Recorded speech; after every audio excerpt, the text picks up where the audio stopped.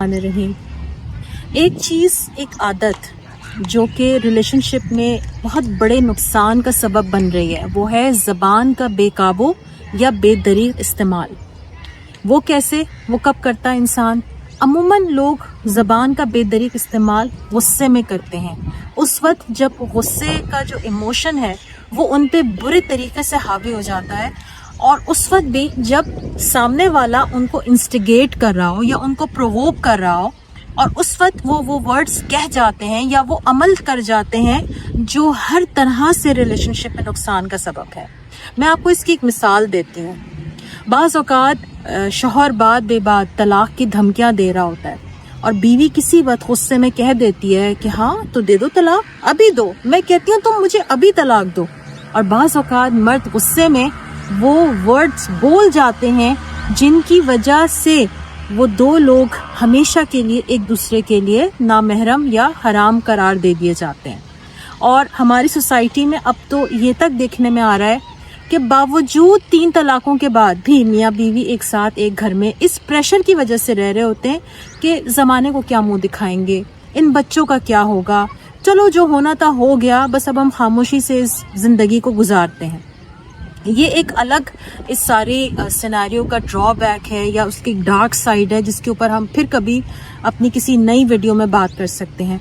बिल्कुल इसी तरह से एक और चीज़ जो देखने में आती है वो ये देखने में आ रही है कि बीवी शौहर को इंस्टिगेट कर रही होती है। शौहर कहता है मैं मारूंगा, वो कहती है मारो, तुम मुझे मार के दिखाओ, मारो।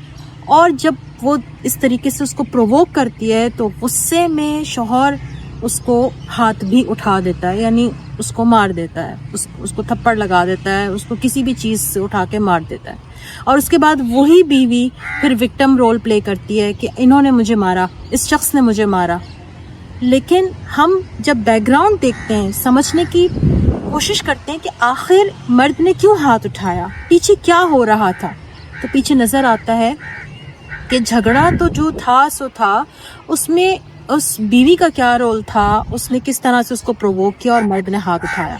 अब इस सारी बात का कहीं ये मकसद नहीं है कि मैं सारा इल्ज़ाम एक औरत को दे रही हूँ कि औरत ही मर्द को प्रोवोक कर रही है, वो तलाक दे रहा है, या औरत ही मर्द को प्रोवोक कर रही है और मर्द उसके ऊपर हाथ उठा रहा है। यहाँ पर समझने की मर्दों को भी ज़रूरत है कि वो भी अपने ज़बान को काबू में रखें और ज़बान का बेकाबू इस्तेमाल या बेदरीग इस्तेमाल से परहेज़ करें। अगर आप दोनों में से कोई भी एक गुस्से में है तो दूसरे इंसान का फ़र्ज़ ये बनता है कि वो कुछ देर के लिए उस गुस्सीले इंसान को तन्हा छोड़ दे, थोड़ा सा गैप ले लें। थोड़ी देर के लिए आप दोनों अलग अलग कमरों में चले जाएं। मर्द अगर थोड़ी देर के लिए घर से बाहर दोस्तों में जा सकता है, थोड़ा सा फ्रेश एयर ले सकता है, तो वो चला जाए। और बीवी थोड़ी देर के लिए अपने आप को डाइवर्ट कर ले, वुज़ू कर ले, शावर ले ले, पानी पी ले, ताकि वो उस इमोशन में जिसमें वो निहायत गुस्से में है और वो दोनों के जज्बात भड़के हुए हैं, तो दोनों उस वक्त किसी भी नापसंदीदा सूरत हाल से बचने के बजाय उस सूरत हाल को समेट सकें और उसमें किसी भी ऐसी गंभीर सूरत हाल से बच जाए जिसका उनको भी नुकसान है और उनके बच्चों को भी नुकसान है। तो ज़बान अल्लाह ताला की एक नेमत है जिससे आप अल्लाह की सिफाती नाम, अस्माउल हुस्ना और ज़िक्र अस्कार में भी आप उसको ले सकते हैं, इस्तेमाल कर सकते हैं। और यही ज़बान आप फजूल किस्म की गुफ्तगू, गॉसिप्स और एक दूसरे के लिए बुरे अलकाब या बुरे अल्फाज का इस्तेमाल भी कर सकते हैं। अब ये आप पे डिपेंड करता है कि आप इस ज़बान को कैसे इस्तेमाल करते हैं। Thank you so much.